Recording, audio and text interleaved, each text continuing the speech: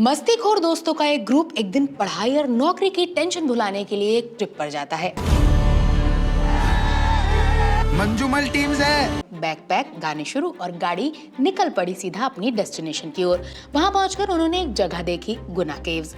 लोग उसे devils kitchen भी कहते हैं। डेविल्स किचन क्यों? क्योंकि गुफा के अंदर ऐसे गहरे गड्ढे हैं जहां अगर कोई गिर जाए तो वापसी नामुमकिन है। ये दोस्त हंसी मजाक करते हुए इस गुफा में चल दिए। इसी बीच उनमें से एक गहरे गड्ढे में गिर जाता है। दोस्तों की धड़कनें तेज और सांसें थम सी जाती हैं।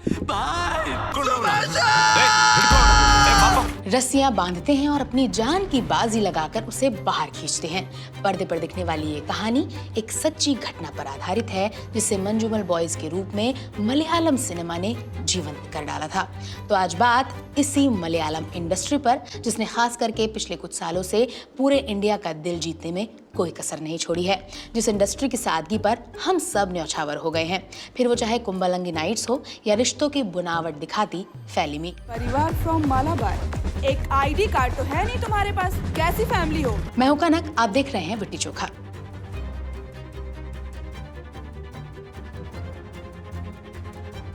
इंडिया के छोटे से राज्य केरल से निकलकर ये कहानी आज पूरी दुनिया भर में आखिर कैसे पहुंची, ये जानने के लिए हमें ज्यादा पीछे जाने की जरूरत नहीं है। बस कोविड का वो दौर याद कीजिए जब हर कोई घर में बंद कुछ नया और अच्छा देखने के लिए खोज रहा था। तब कुछ मूवी लवर्स ने मलयालम सिनेमा के कुछ बेहतरीन फिल्मों को खोज निकाला। हालांकि बाद में लोगों को पता चलता है कि मलयालम सिनेमा की हर दूसरी फिल्म एक से बढ़कर एक है। एक समय वो था जब गोल्ड माइंस ने साउथ की लकी द रेसर, मेरी जंग, one man army, DJ, son of Sathyamurthy, जानी दुश्मन जैसी फिल्मों को हिंदी में डब कर खासकर नॉर्थ बेल्ट में ब्लॉकबस्टर बना दिया। अल्लू अर्जुन, पवन कल्याण, रवि तेजा, प्रभास, महेश बाबू, रामचरण को हमने सबसे पहले गोल्ड माइंस की हिंदी डब्ड फिल्मों में ही देखा था। लेकिन कोविड के दौरान लोग ये सब फिल्में देख चुके थे और वो ऑनलाइन कुछ नया खोज रहे थे। और इसी समय मूवी लवर्स ने जोजी, ट्रांस, सी यू सून जैसी बेहतरीन मलयालम फिल्मों की ऑनलाइन माउथ पब्लिसिटी करना शुरू कर दिया था। वो इनकी फिल्मों की कहानी, किरदार, लोकेशन और डायलॉग्स की बात करते, जिससे हर कोई इनको देखने के लिए क्यूरियस होने लगा। हिंदी ऑडियंस को ये फिल्में इतनी पसंद आने लगी कि उन्होंने मलयालम फिल्मों को बिना डबिंग के भी देखना शुरू कर दिया। मलयालम फिल्म्स के प्रति इसी क्रेज को देखकर बड़े-बड़े स्ट्रीमिंग प्लेटफॉर्म नेटफ्लिक्स और अमेज़न प्राइम ने इन फिल्मों को हिंदी में डब करना शुरू कर दिया। इससे पहले इक्का दुक्का मलयालम फिल्म हिंदी में डब हुआ करती थी। आज स्थिति यह है कि मलयालम फिल्मों को एक साथ कई भाषाओं में डब किया जा रहा है और इनमें से हिंदी भी एक है।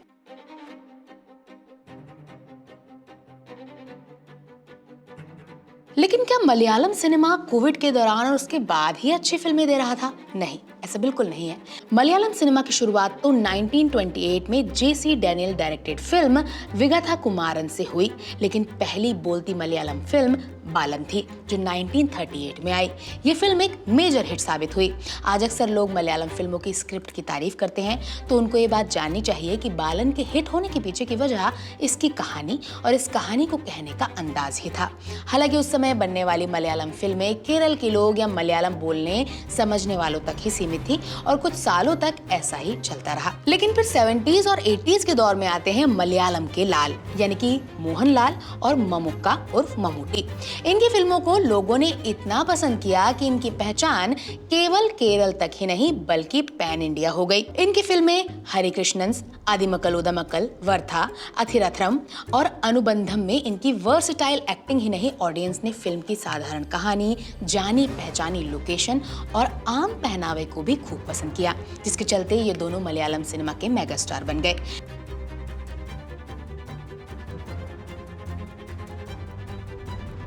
फिर आया 1990। ये वो समय था जब मलयालम के आसपास के राज्यों में कमल हसन, चिरंजीवी, दगुपति, वेंकटेश, रजनीकांत जैसे एक्टर्स भी उभरने लगे और इसका फर्क मलयालम सिनेमा की ग्रोथ पर पड़ा और एक वक्त के बाद मलयालम सिनेमा एक जगह थम सा गया। मलयालम सिनेमा अपने इस स्ट्रगल से उबरने के लिए तमिल तेलुगु सिनेमा की तरह टिपिकल लार्जर देन लाइफ और एक्शन स्टाइल अपनाना शुरू किया। अब हरे कृष्णन्स, आदिमक्कल उदमक्कल, वर्था जैसी बेहतरीन फिल्में बोझल होने लगे और इनकी जगह एक्शन और larger than life Balram versus Tharadas, flash, cobra, Dubai, Vamanapuram, bus route जैसी खराब फिल्मों ने ले ली। इसी दौरान मल्लू फिल्मों का भी दौर आया पर कुछ काम नहीं किया। मल्लू फिल्मों से आप समझ ही रहे हैं कि हम किस तरह की फिल्मों की बात कर रहे हैं। मलयालम सिनेमा जहां एक समय पैन इंडिया अपनी पहचान बनाने की कोशिश कर रहा था, उसे अब अपनी एग्जिस्टेंस तक बनाए रखने में मुश्किल हो रही थी।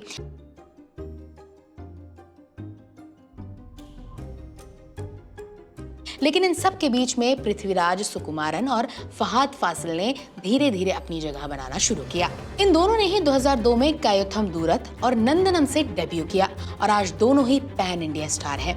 लेकिन स्टार यूं ही नहीं बने। फहाद फासिल 2002 के बाद काफी साल तक फिल्मों से दूर रहे, फिर जोजी, ट्रांस, आवेशम से हम और आप उन्हें जानने लगे। तो वहीं और पृथ्वीराज सुकुमारन की L2, Mumbai police, seventh day जैसी बेहतरीन फिल्मों को कौन नहीं जानता। यहाँ दुलकर सलमान और टोविनो थॉमस का भी जिक्र करना बनता है। दुलकर सलमान की 2012 में मलयालम सिनेमा में एंट्री होती है और वो कुछ सालों में छा जाते हैं। इनफैक्ट इन दोनों ही एक्टर्स की फिल्में हिंदी ऑडियंस को भी खूब पसंद आई और सही पूछिए ये वो स्टार्स हैं जिनसे हिंदी ऑडियंस मलयालम सिनेमा को पहचान मिली। लेकिन साउथ सिनेमा के नाम से इस समय दुलकर सलमान और पृथ्वीराज सुकुमारन की फिल्में हिंदी में डब होकर हिंदी ऑडियंस तक पहुंचने लगी।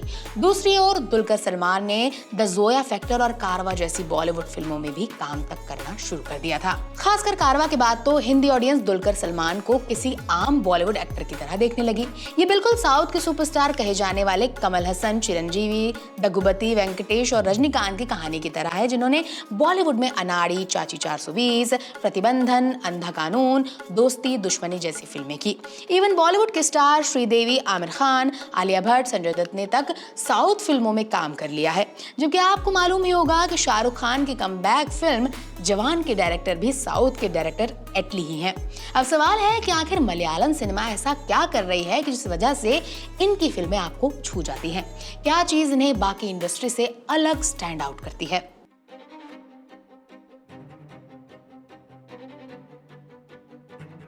मलयालम सिनेमा की 70% फिल्में लो बजट होती हैं, जिसके चलते मेकर्स इनकी स्क्रिप्ट और एक्टर की परफॉर्मेंस पर ज्यादा निर्भर रहते हैं।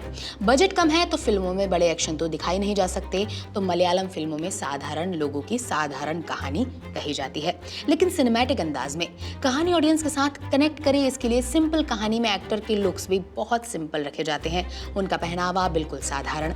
इस चीज की बॉलीवुड में काफी कमी दिखती है। ऋतिक रोशन की सुपर 30 में वो बिल्कुल भी एक गरीब मास्टर नहीं लगते हैं। लेकिन बॉलीवुड में एक तरफ मसान जैसी फिल्में भी हैं, जहां ऑडियंस के किरदार के पहनावे, सिनेमेटोग्राफी और लोकेशन के चलते जुड़ाव महसूस करता है। ये कला सबसे बेहतरीन ईरानियन सिनेमा में देखने को मिलती है। Children of haven, the salesman जैसी ईरानियन फिल्मों में बच्चे हों या फिर बड़े, सब में ऑडियंस को अपने आसपास के लोग नजर आते हैं और ऐसा ही कुछ मलयालम सिनेमा में भी होता है। इसके अलावा लोकेशन, सिनेमेटोग्राफी, पहनावा और परफॉर्मेंस के चलते ऑडियंस फिल्म में खुद को देखने लगती है। खास करके यहाँ सिनेमेटोग्राफी का भी जिक्र करना होगा, जो आपके आसपास के नजारों को देखने का नजरिया बदल देती है। फिर चाहे वो कुंबलंगी नाइट्स हो या जल्लीकट्टू, मलयालम सिनेमा में वो अपनी रीजनल आइडेंटिटी को बहुत अच्छे से दिखाते हैं। इवन मलयालम में 46% फिल्में ऐसी होती हैं जो रीजनल आइडेंटिटी को लेकर बनती हैं, जो तमिल और तेलुगु फिल्मों में ये आंकड़ा घटकर 32% हो जाता है। इवन मलयालम सिनेमा में तो पुलिस ऑफिसर को लेकर भी बेहतरीन फिल्में बनाई गई हैं। ये बॉलीवुड की तरह पुलिस ऑफिसर को लार्जर देन लाइफ नहीं दिखाते हैं। मलयालम सिनेमा में ऑफिसर ऑन ड्यूटी, इराट्टा, कूमन जैसी ग्राउंडेड फिल्में बनती हैं, जो पूरी तरह इन्वेस्टिगेशन पर फोकस्ड होती हैं। इस वजह से ही ऑडियंस मलयालम फिल्मों को पसंद करती है। मलयालम सिनेमा को लोग इसकी सिंप्लिसिटी के लिए तो जानते ही हैं, लेकिन अब मलयालम सिनेमा काफी कुछ नया भी ट्राई कर रहा है। हाल ही में आई फिल्म इसका बढ़िया उदाहरण है। फिर चाहे वो आप लोका, मार्को या किंग ऑफ कोथा देख लीजिए। इवन लोका ने तो बॉक्स ऑफिस पर 250 करोड़ का आंकड़ा तक पार कर दिया है। मार्को का भी बॉक्स ऑफिस कलेक्शन 100 करोड़ पार रहा था। खास करके 2024 के बाद से देखा जाए तो लोका के अलावा मंजूमल बॉयज, 2018, L2 जैसी मलयालम फिल्में बॉक्स ऑफिस पर भी बेहतरीन काम कर रही हैं। यानी अब कंटेंट के साथ साथ मलयालम सिनेमा बॉक्स ऑफिस पर भी झंडे गाड़ रहा है। खैर, आप हमें कमेंट करके बताएं कि आपको कौन सी मलयालम फिल्म सबसे अच्छी लगती है। इसे लिखा है अंकित गौतम ने। अगर वीडियो पसंद आया हो तो अपने दोस्तों को वीडियो शेयर करें और ऐसी और इंटरेस्टिंग वीडियोस के लिए विटी चोखा को फॉलो करें।